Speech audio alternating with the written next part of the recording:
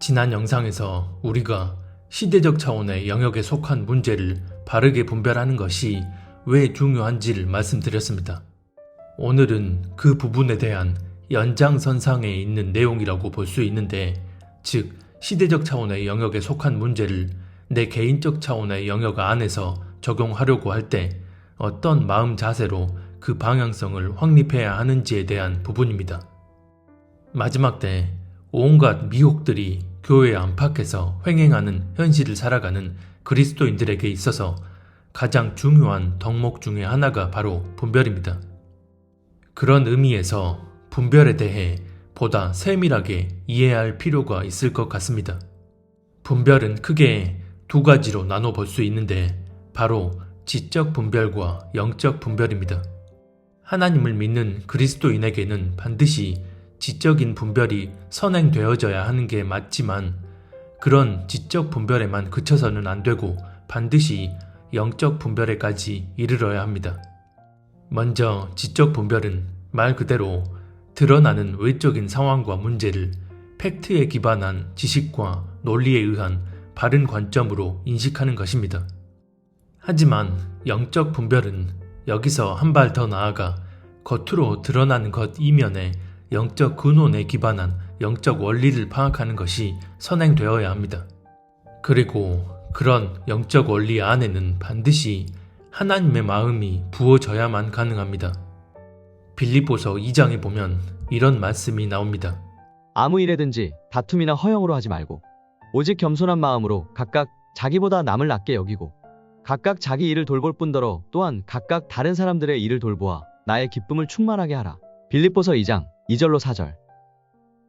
여기서 보면 무슨 일을 하든지 다툼이나 허영으로 하지 말고 오직 겸손한 마음을 품고서 자신보다 다른 사람을 더 낮게 여기고 자기 일에만 관심 가질 게 아니라 다른 사람의 일에도 관심을 갖고 그들을 돕고 섬겨야 한다고 말씀합니다. 여기서 우리는 하나님의 마음을 알 수 있습니다.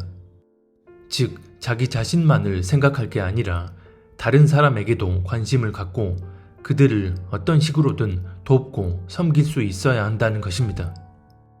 그래서 성경의 전체적인 모토가 바로 하나님을 사랑하는 것과 거기에서 기반되는 이웃 사랑인 것이고, 이런 하나님의 마음이 우리 안에 투영되어지는 단계에 이르러야만 하나님 안에서의 진짜 분별이 이루어지는 것입니다. 다시 말해 지적 분별과 영적 분별이 함께 이루어지게 될 때 하나님의 뜻에 합당한 진짜 분별이 완성되는 것인데, 그렇지 않으면 결론적으로 하나님의 뜻과 상관없는 반쪽짜리 분별에 그치게 됩니다. 그러면 여기서 이런 반쪽짜리 분별의 케이스를 한번 살펴볼 텐데, 먼저 지적 분별만 되는 케이스는 이렇습니다. 제가 이 채널을 개설하기도 전이니까 아주 한참 전에 저명한 지식인들이 모인 어떤 토크 콘서트 영상을 본 적이 있었습니다. 그 콘서트에서 아주 유명한 모 지식인이 자신은 굳이 통일을 해야 할 이유를 모르겠다는 말을 한 적이 있습니다. 왜냐하면 통일이 되면 땅덩이는 넓어질지 모르나 그만큼 우리가 살기는 경제적으로 더 힘들어질 거란 이유에서입니다. 그러면서 예로 든 게 30평짜리 아파트에서 살다가 집 평수를 60평으로 늘려주는 대신 노숙자 10대 명을 데리고 함께 살아야 한다면 굳이 그렇게 피해를 보면서까지 넓은 집에서 살 이유가 없다는 것입니다. 사람의 관점, 즉 현실적 관점에서 보면 타당해 보이는 주장일 수 있습니다. 참고로 이분은 북한의 현 정권이 주민들을 압제하는 사악한 독재 정권이라는 사실을 너무나 잘 알고 있고, 그런 독재 정권과의 평화 모드가 거짓 평화라는 사실도 아주 분명하게 인지하고 있습니다.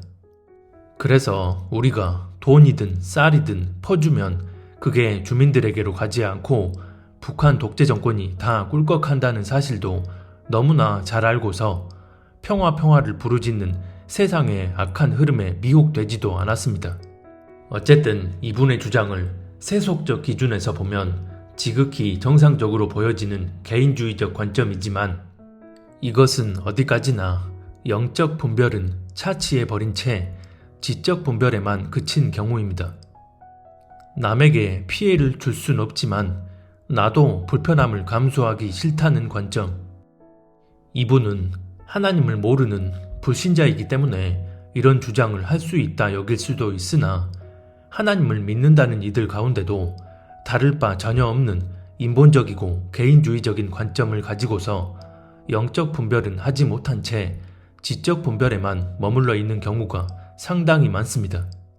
물론 아예 이런 지적 차원의 분별조차 제대로 되지 않고 사탄이 던져주는 미혹의 덫에 그대로 걸려들어 민족 타령, 평화 타령하며 북한 정권과의 평화와 연합을 부르짖는 이들이 더 많습니다만 분명한 것은 이 문제에 있어서 하나님이 뜻하시는 온전한 분별은 먼저는 사람을 신으로 우상화시켜서 실상은 국가 차원의 사이비 종교 집단이라 할 수 있는 우상 독재 정권의 실체를 바르게 알고서 북한 주민들이 아닌 북한 정권과의 평화와 연합 통일은 악을 선하다 하는 가증한 일임을 반드시 분별해야 하고 거기에만 그치는 게 아니라 저 악한 집단에 의해 굶어 죽고 맞아 죽어가는 2,500만 북한 주민들에 대한 긍휼한 마음을 갖는 것까지입니다. 탈북민들을 대하는 마음 자세도 마찬가지입니다. 여기까지가 되지 않으면 아무리 머리로 악한 세력들의 실체를 분별했다 해도 그것은 반쪽짜리 분별에 지나지 않습니다. 세상에선 흔히 사람의 성향을 나눌 때 이기주의, 개인주의, 이타주의로 나눕니다. 하지만 그리스도인들은 여기서 개인주의는 배제시키고 이기주의와 이타주의로만 분류해야 합니다. 왜냐하면 남에게 피해를 줄 순 없지만 나도 어려움을 안 겪고 굳이 남을 도와줄 필요도 없다는 개인주의적 성향은 성경적 기준으로 보면 이기주의적 성향과 다를 바가 없기 때문입니다. 누가복음 10장 25절 이하에 보면 어떻게 해야 영생을 얻을 수 있느냐는 한 율법 교사의 질문에 예수님께서 강도 만난 이웃에 대한 비유의 말씀을 하십니다. 그런데 여기서 강도 만나 죽어가는 이웃을 보고도 하나님을 섬긴다는 제사장과 레위인은 그냥 모른 척하고 지나가 버립니다. 표면적으로만 보면 이들은 자신들이 그 사람에게 피해를 주지도 않았고 그냥 제 갈 길 가는 개인주의적 태도를 보였을 뿐입니다. 하지만 이는 죽어가는 타인을 보고도 돕지 않은 이기적 행태에 죄를 저지른 것입니다. 그래서 하나님 앞에 이들이 받게 될 심판은 너희가 저 사람에게 피해를 입혔느냐가 아니라 왜 저 사람을 보고도 그냥 못 본 척 했느냐로 심판을 받게 됩니다. 그래서 우리는 이런 부분에 있어서 흑과 백을 명확히 해야 하고 남에게 피해를 안 주는 건 당연하고 남을 나보다 낫게 여기며 하나님의 마음을 내 안에 투영시켜서 내 이웃을 내 일처럼 돕는 행함으로 나타나야 합니다. 로마서 13장에 보면 이런 말씀이 나옵니다. 간음하지 말아라, 살인하지 말아라, 도둑질하지 말아라, 탐내지 말아라 하는 계명과 그 밖에 또 다른 계명이 있을지라도 모든 계명은 내 이웃을 내 몸과 같이 사랑하여라 하는 말씀에 요약되어 있습니다. 사랑은 이웃에게 해를 입히지 않습니다. 그러므로 사랑은 율법의 완성입니다. 로마서 13장 9절로 10절. 여기서 보면 다른 많은 계명들이 있을지라도 그 계명들은 내 이웃을 내 자신같이 사랑하라는 그 계명 안에 종속된다고 말씀합니다. 다시 말해 내 이웃을 사랑하라는 계명이 이런 다른 도덕적 계명들 중 가장 큰 계명이라는 것입니다. 그리고 10절에 보면 사랑은 이웃에게 해를 입히지 않는다고 말씀합니다. 이것은 다시 말해 이웃을 사랑하지 않는 것이 곧 이웃에게 해를 입힌다는 것입니다. 그래서 나 자신만을 생각하고 다른 사람을 생각하지 않는다면 표면적으로는 피해를 입히진 않았더라도 모른 척하고 외면해 버리는 것 역시 이웃을 사랑하라는 그 계명에 어긋나는 것입니다. 그래서 우리가 아무리 머리로는 이런 악한 것들의 실체를 바로 알고 분별했다 할지라도 하나님의 마음과 뜻이 우리 내면에 투영되어짐으로써 온전한 분별에 이르기 위해서는 반드시 타인에 대한 긍휼함이 포함되어져야 합니다. 이렇듯 하나님을 제대로 믿는 그리스도인이라면 지적인 차원의 분별에만 그쳐서는 안 됩니다. 드러나 보이는 현상 너머에 있는 본질적인 실체를 제대로 파악한 후 그 중심에 하나님의 마음이 부어지는 영적인 분별에까지 이르러야 비로소 온전한 분별을 한다고 말할 수 있습니다. 즉, 악한 것의 실체를 분별하고 그런 흐름을 따르지 않는 것과 동시에 자의로든 타의로든 그런 악한 흐름에서 벗어나지 못한 이들에 대한 하나님의 마음이 내 안에 투영되어져야 하는 것입니다. 북한 정권의 사악한 실체를 바로 알고 분별하지만 통일이 되면 북한 주민들을 우리가 먹여 살려야 하고 이래저래 복잡해지니까 그냥 통일이 안 되는 게 좋을 것 같다 라고 생각한다면 이것은 북한 주민들에 대한 하나님의 마음이 전혀 내 안에 투영되어지지 않은 상태인 것이고, 이것은 결국 북한 문제에 대한 분별이 온전히 되지 않고 있다는 말과 같습니다. 저는 지금 한반도의 통일이 될지 안 될지에 대한 그런 현실적 이슈를 말하고자 하는 게 아니라 강도 만나 고통받고 죽어가는 이웃들에 대한 하나님의 마음과 뜻을 말하는 것입니다. 하나님의 마음이 부어지지 않는 지적인 분별에만 그치면 이런저런 지식과 논리로 자기 안위만을 생각하면서 현실을 이래저래 계산하며 머리 굴리기에 급급하게 됩니다. 지금도 강도 만나 고통 속에 죽어가는 북한 주민들을 바라보시는 하나님의 마음은 어떠실까요? 불신자들은 그렇다 치더라도 하나님의 은혜로 수십 년간 기적적인 풍요를 누려온 한국의 기독교인들이 어떤 마음으로 행동하기를 바라실까요? 하나님을 경외하는 그리스도인이라면 이것은 전혀 분별이 어렵지 않은 문제입니다. 그러면 또 다른 시대적 차원의 예를 들어서 하나님께서는 이 땅의 동성애자들을 어떻게 바라보실까요? 그들을 때려 죽여야 할 존재로 바라보실까요?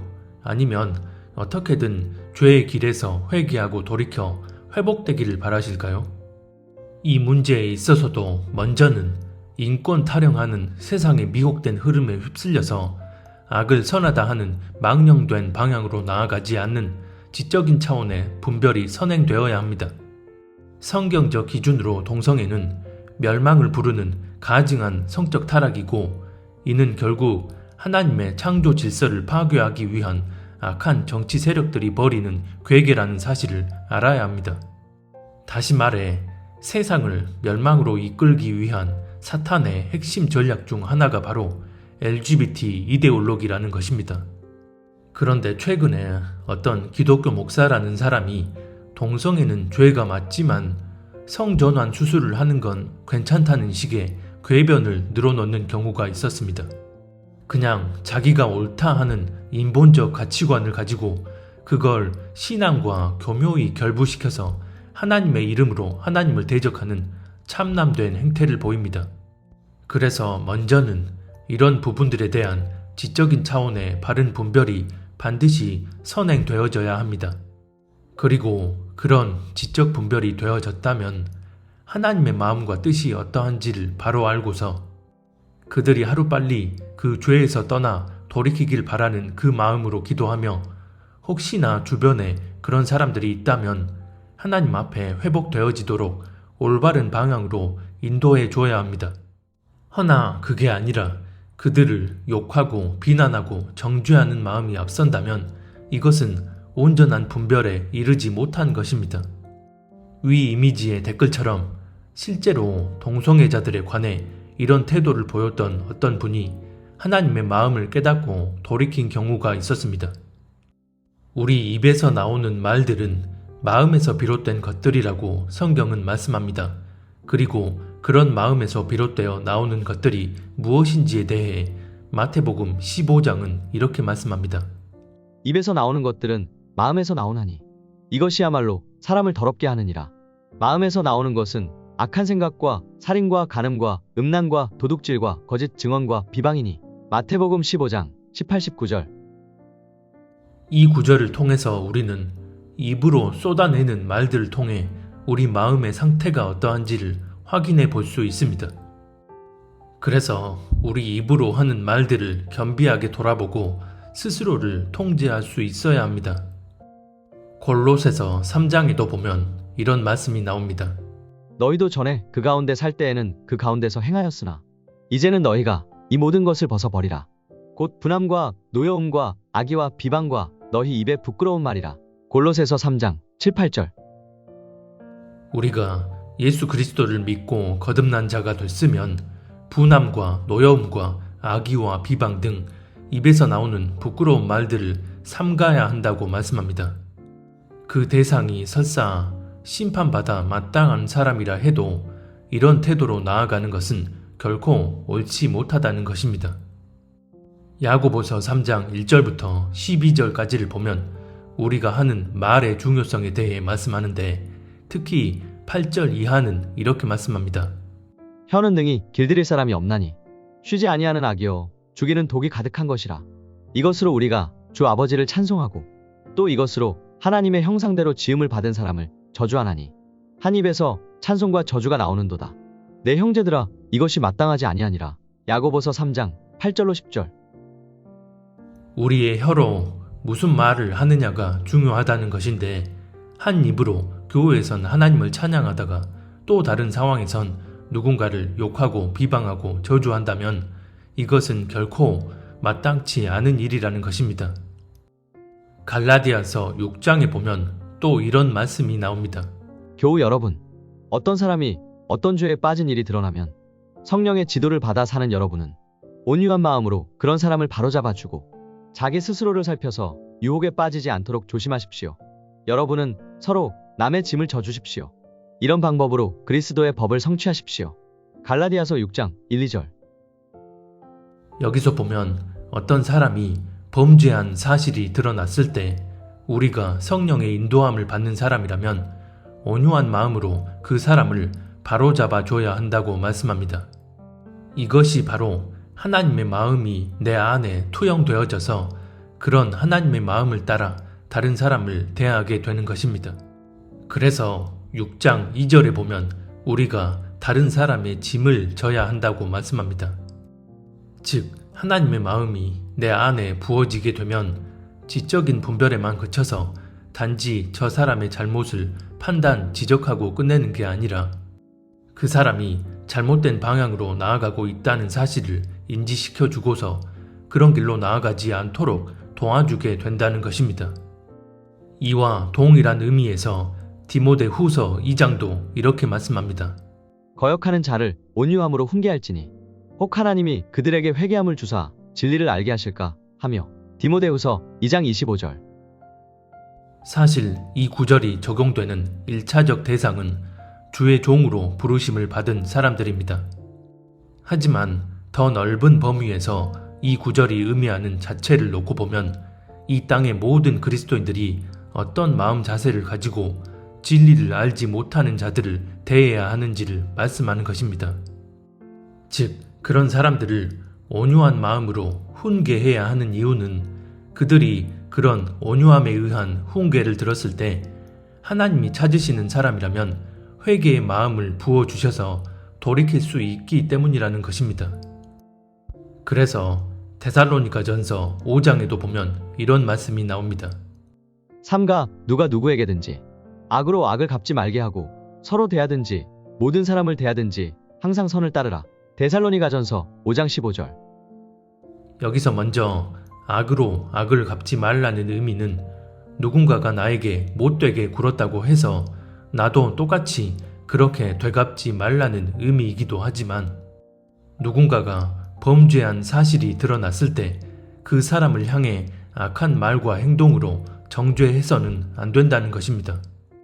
그래서 뒷부분에 모든 사람을 대할 때 항상 선을 따르라는 말씀은 어떤 사람을 대하든 간에 즉 그 사람이 범죄한 사람이든 아니면 그냥 평범한 사람이든 간에 내가 말하고 행동하는 게 하나님의 마음과 뜻에 합한지를 헤아려서 그렇게 행동해야 한다는 것입니다. 그래서 데살로니가 후서 3장 15절에도 보면 누군가가 잘못된 방향으로 나아가는 것을 봤을 때 원수같이 생각하지 말고 형제같이 권면하라는 것입니다. 이런 엄중한 시대적 차원의 문제에 있어서 온전한 분별을 하는 그리스도인이라면 하나님의 마음을 받아서 그분의 뜻을 최우선으로 헤아리며 그에 따른 방향성으로 나아가야 합니다. 하나님의 마음과 뜻이 어떠한지를 먼저 깨닫고 그 마음을 따라 우리의 생각과 마음 그리고 말과 행동으로까지 이어져야 하는 것입니다. 이것이 내 안위나 세상의 논리와 가치관이 아닌 오직 하나님의 마음과 뜻 안에서 절대적으로 나아가야 할 태도적 기준인 것입니다. 그런데 이와는 정반대로 아예 기본적인 사실 자체에 대한 지적 분별조차 제대로 이루어지지 못하는 경우도 많습니다. 어떻게 보면 이런 경우가 더 큰 문제라고 보여집니다. 그래서 오늘날 많은 교회들을 보면 세상의 잘못된 가치 흐름에 그대로 휩쓸려서 악을 선하다, 선을 악하다 하면서 기본적인 분별력조차 상실되어 버린 채 미혹의 늪에 빠져 허우적거리면서도 스스로 인식하지 못하는 경우가 태반입니다. 표면적으로만 보면 마치 하나님의 마음이 부어져서 긍휼한 마음으로 나아가는 것처럼 보이나 실상은 광명한 천사로 가장한 사탄 마귀가 감성만을 앞세워서 사람들을 미혹시키는 것입니다. 앞서 본 것처럼 많은 교회들이 북한 정권과 북한 주민을 구별하지 못한 채 민족 타령, 평화 타령하면서 우리가 돈 주고 쌀 주고 지원해줘야 저 북한 주민들이 굶어 죽지 않는다고 주장합니다. 동성애 문제에 있어서도 마찬가지로 선과 악에 대한 진리적 기준을 하나님의 말씀 안에서 세워놓는 게 아니라 사랑, 인권 떠들어대는 세상의 가치 기준을 따라 저들의 성적 인권을 존중해줘야 한다며 역시나 감성적인 스탠스로 나아갑니다. 이런 식으로 스스로 진보를 자처하고 감성파리로 선동하며 인권을 존중하고 차별을 금지해야 한다는 명목의 가증한 악법을 만들려고 하는 정치인이나 정당을 노골적으로 지지하면서 사역자들이 교인들을 향해 이런 미혹된 메시지를 선포함으로써 모두가 다 이 미혹의 덫에 걸리도록 만듭니다. 이성과 감성의 영역이 적절한 조화와 균형이 이루어지지 않고 감성에 완전 지배당해 버린 채 지적인 분별력이 결여되어 버린 경우입니다. 이런 경우 뒤늦게라도 바로 알고 분별하여 돌이키는 경우도 간혹 있지만 대부분은 그 중심의 문제로 비화되어 끝까지 그 길로 내달리게 됩니다. 중심이 하나님 앞에 바로 서 있는 상태에서 단순히 지식적으로 잘 몰랐던 경우라면 중심을 감찰하시는 하나님이 당신의 때에 반드시 온전한 분별로 인도해 주십니다. 하지만 잘못된 분별을 하고 있으면서도 스스로 깨닫지 못한 채 그 길로 거침없이 내달려가고 있다면 이것은 단순한 지식의 부재의 문제가 아니라 중심의 온전한 여부의 문제입니다. 예수님의 공생의 당시에도 하나님에 대한 종교적 열심이 있고 율법에 정통하다 자부하던 서기관 바리새인들이 예수님을 대적했던 이유는 단순 지식의 부재 때문이 아니라 그 중심의 완고함 때문이었습니다. 그래서 설령 바른 소리를 듣게 됐을 때에도 내가 그동안 잘못 알고 있었나? 라고 하며 겸비한 마음으로 스스로를 돌아보는 게 아니라 감정적 요소가 선제적으로 반응하며 내가 옳다 여기는 바를 사수하기 위한 변론만을 생각하게 됩니다. 예수님 당시 서기관 바리새인들이 그러했습니다.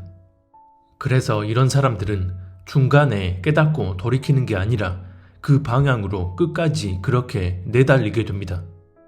선을 악하다 하고 악을 선하다 하는 그 문제는 단순히 지식적으로 잘못 아는 그런 차원이 아니라 진리를 따르지 않고 불의를 따르려는 중심에 의한 문제임을 의미하기에 이런 사람들에 대해서는 하나님께서 미혹이 역사하도록 그대로 허락하십니다. 이에 대해 데살로니가 후서 2장은 이렇게 말씀합니다. 이러므로 하나님이 미혹의 역사를 그들에게 보내사 거짓 것을 믿게 하심은 진리를 믿지 않고 불의를 좋아하는 모든 자들로 하여금 심판을 받게 하려 하심이라. 데살로니가 후서 2장 11-12절. 하나님께서 이런 일들을 허락하신 것은 진리가 아닌 불의를 좋아하는 자들을 심판하시기 위함이라는 것입니다. 그래서 계시록 마지막 장인 22장에 보면 이런 말씀이 나옵니다. 불의를 행하는 자는 그대로 불의를 행하고 더러운 자는 그대로 더럽고 의로운 자는 그대로 의를 행하고 거룩한 자는 그대로 거룩하게 하라. 요한계시록 22장 11절. 중심이 온전치 않은 자들에겐 세상에서 통용되는 그 미혹의 가치가 그대로 스며들도록 허락하심으로써 심판을 행하시겠다는 것입니다. 사실 이 땅을 살아가는 불의한 중심을 가진 자들에게 하나님이 행하시는 가장 큰 심판은 어찌 보면 그냥 그 상태 그대로 살아가도록 내버려 두시는 것입니다. 이렇게 되면 자신이 멸망길로 나아가고 있는지조차 모른 채 그 길을 향해 열심히 내달리게 됩니다. 이것을 로마서 1장 24절은 하나님이 그들을 마음의 정욕대로 더러움에 내버려 두셨다고 말씀하고 28절에 보면 그들이 마음에 하나님 두기를 싫어하매 하나님께서 그들을 그 상실한 마음대로 내버려 두사 합당하지 못한 일을 하게 하셨다고 말씀합니다. 이것은 하나님을 대놓고 믿지 않는 그런 불신자들만을 지칭하는 게 아니라 하나님을 믿는다고 하나 실상은 그분의 뜻을 따라 살지 않는 모든 자들을 향한 말씀입니다. 그러면 그런 자들이 행하는 합당하지 못한 일들이 무엇인지에 대해 30절 이하는 이렇게 말씀합니다. 불의, 추악, 탐욕, 악의가 가득한 자여. 시기, 살인, 분쟁, 사기, 악독이 가득한 자여. 수군수군하는 자여.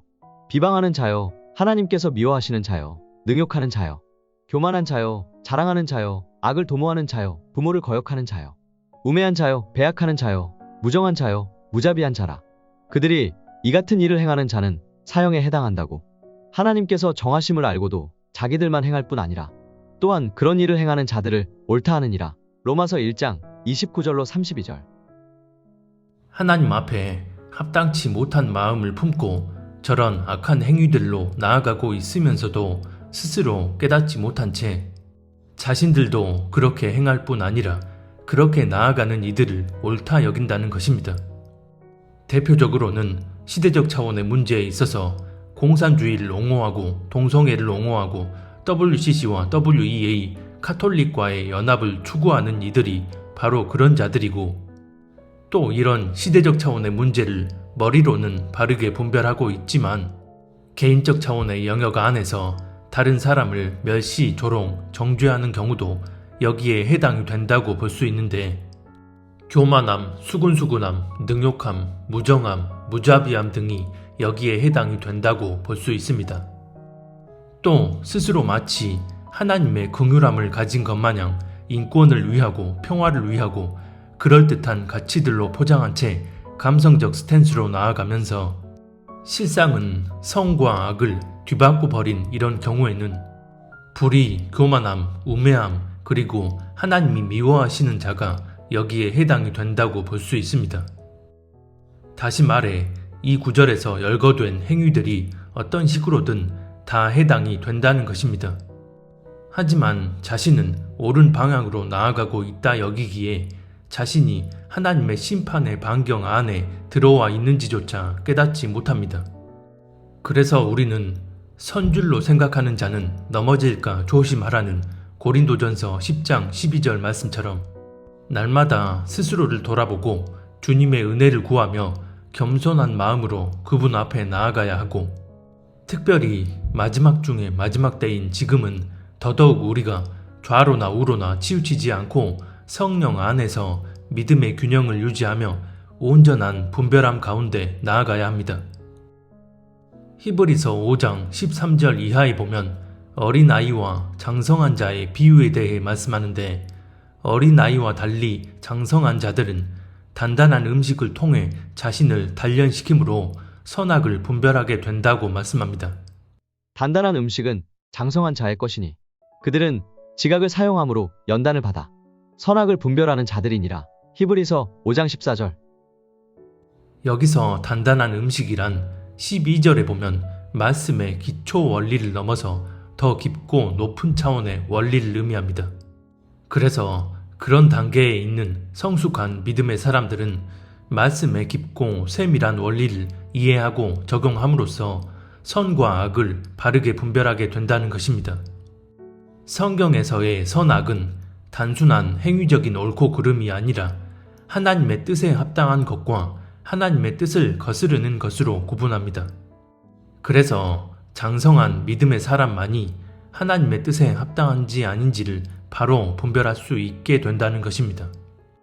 그렇다면 이런 장성한 사람은 어떤 사람을 의미하는 걸까요? 말라기 3장 16절 이하에 보면 이런 말씀이 나옵니다.